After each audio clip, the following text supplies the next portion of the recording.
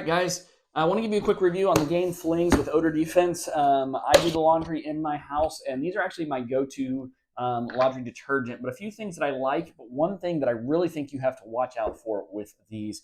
We use these regularly. We have dogs in the house, but we love, number one, that they help eliminate odor. They include Febreze inside of these packs, which makes it nice and easy to help eliminate that dog funk that you might have on your bedding. Second thing is it's got an oxygen booster in it, an oxy boost. This helps release stains. Got some young kids, stains happen all the time. This helps break them up pretty easily. Now, the one thing that I don't like about these is the same thing I don't like about most laundry packs.